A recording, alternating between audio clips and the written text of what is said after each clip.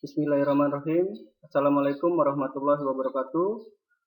Perkenalkan, kami kelompok 2 Angkatan 9 CPNS Kota Cirebon ingin mempresentasikan analisis isu global mengenai korupsi.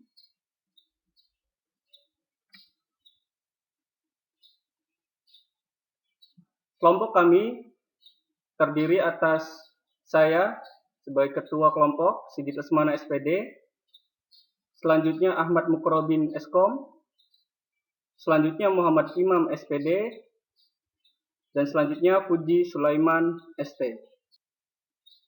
Materi yang akan disampaikan pada kali ini, yang pertama yaitu pra-analisis menggunakan metode pentahelix.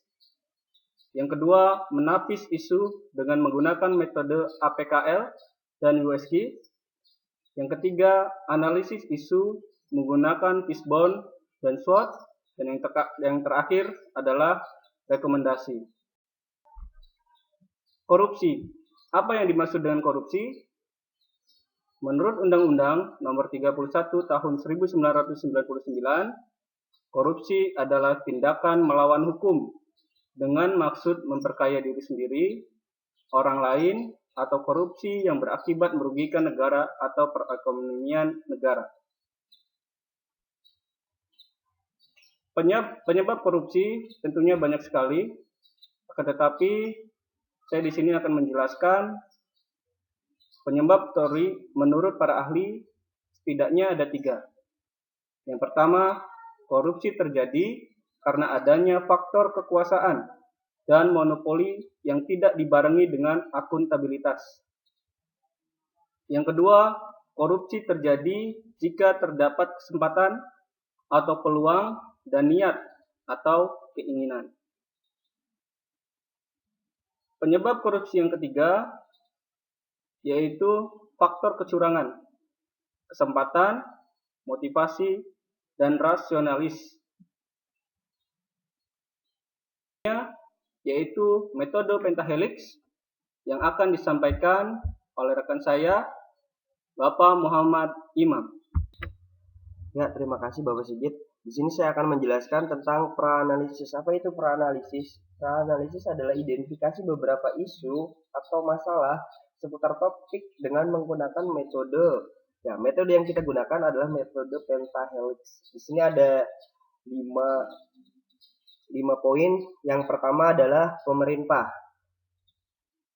Pemerintah, ada poin di situ dijelaskan kurang tegasnya aparat atau penegak hukum dan pemerintah Indonesia dalam mengatasi kasus-kasus korupsi. Yang kedua, bisnis. Kurang pedulinya para pengusaha dalam membantu negara. Yang ketiga, ada edukasi. Kurangnya pendalaman materi atau didikan moral. Yang keempat, komunitas. Kurang puasnya terhadap penghasilan yang telah didapatkan. Dan yang kelima, media. Kurang tepatnya media dalam memberikan dampak korupsi. Selanjutnya, ya, terima kasih Pak Imam. Di sini saya akan menjelaskan metode analisis APKL dan USG.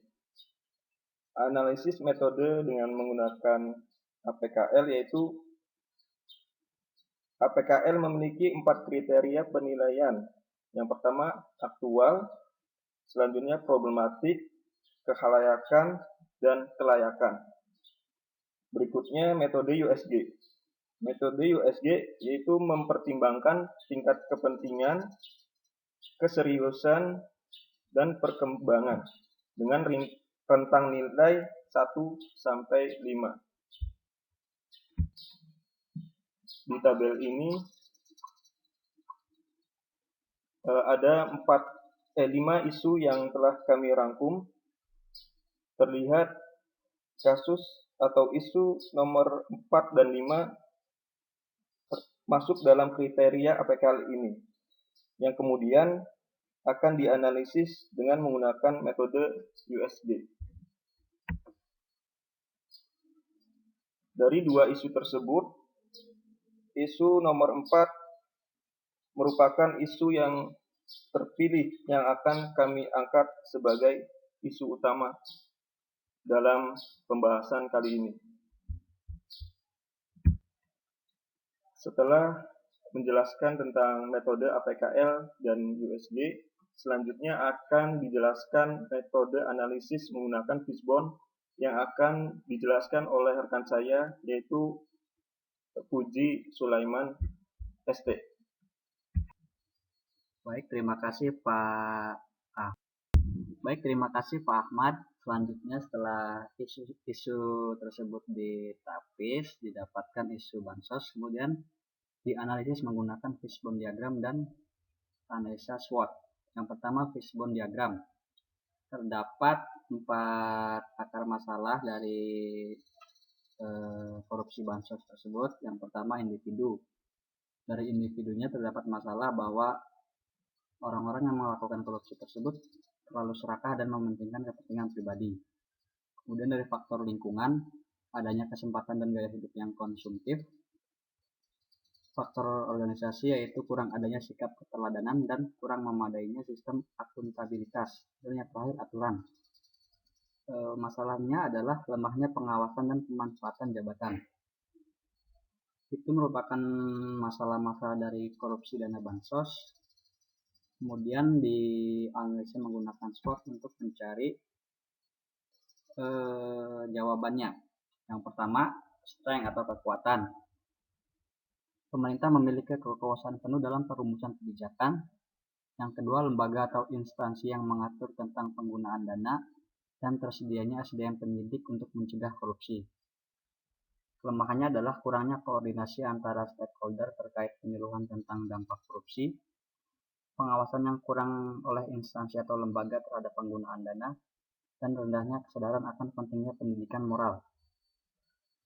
Peluang, yaitu kemajuan teknologi dan banyaknya akademisi yang mampu membuat aplikasi untuk meningkatkan akuntabilitas. Pemerintah dengan anggarannya mampu meningkatkan pendapatan pegawai dan mempermudah alur penggunaan dana. Kemudian ancamannya adalah belum adanya kesadaran masyarakat terkait dampak yang ditimbulkan akibat korupsi, kekuasaan yang dimiliki seseorang terhadap penggunaan dana, dan besarnya kebutuhan yang tidak diimbangi dengan penghasilan. Kemudian saran atau rekomendasi akan saya kembalikan kepada Bapak Ketua, Pak Sigit. Silakan Pak Sigit. Baik, alhamdulillah. Terima kasih kepada teman-teman yang tadi sudah menjelaskan analisis isu global mengenai korupsi, mulai dari menggunakan metode pentahelix, metode APKL dan USG, fishbone maupun SWOT. Dan yang terakhir yaitu memberikan rekomendasi atau saran agar tindak pidana korupsi pada dana bansos tidak terulang kembali. Yang pertama yaitu strength atau kekuatan. Pemanfaatan sarana dan prasarana untuk melakukan penyelidikan terhadap tindak pidana korupsi secara maksimal. Yang kedua, opportunis, yaitu peluang.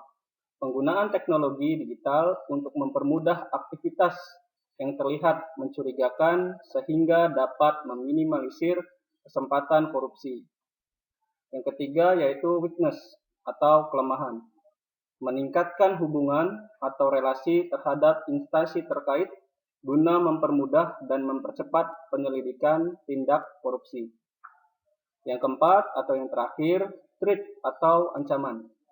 Mengirimkan penyidik untuk belajar mengenai tindak pidana korupsi. Demikian presentasi yang dapat kami sampaikan. Kurang lebihnya mohon maaf.